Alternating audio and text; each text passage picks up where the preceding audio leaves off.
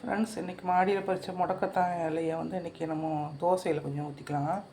இது மிக்ஸி ஜாரில் சேர்த்துருக்கேன். ஒரு புடி அளவு இருக்குது. இதை வந்து நம்ம அரைச்சிட்டு வந்துடலாம்.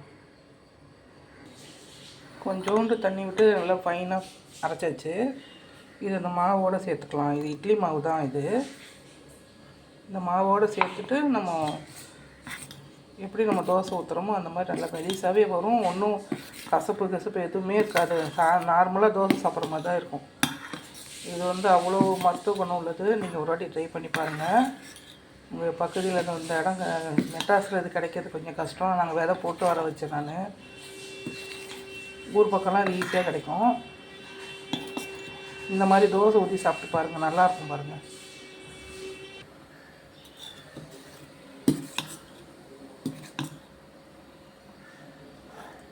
நார்மலான தோசை மாதிரியே இது நல்லா மெலிசாகவே வரும்.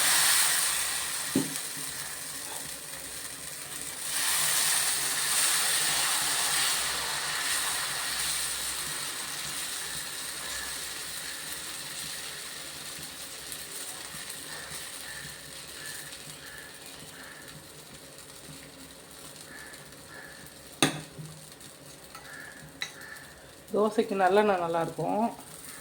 உங்களுக்கு என்ன எண்ணெய் தேவையோ ஊற்றிக்கோங்க. கடலெண்ணெய் நல்லெண்ணெய் தோசைக்கு நல்லாயிருக்கும். இதுக்கு தக்காளி சட்னி, தேங்காய் சட்னி, பொடி எல்லாமே வச்சுருக்கேன் பாருங்கள். எதுக்கோ அது நல்லாயிருக்கும். இது நீங்கள் இந்த மாதிரி ஒரு வாட்டி செஞ்சு சாப்பிட்டு பாருங்கள்.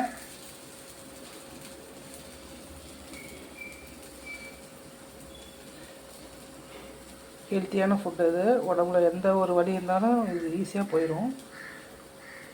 வீடியோ பிடிச்சா லைக் பண்ணுங்கள், ஷேர் பண்ணுங்கள், சப்ஸ்கிரைப் பண்ணுங்கள். எவ்வளோ மெலிசாக ஊற்றுறதுனாலும் ஊற்றிக்கலாம். நான் கொஞ்சம் லைட்டாக ஊற்றிருக்கேன். இன்னும் கூட மெலிசாக ஊற்றுறதுனாலும் ஊற்றிக்கலாம்.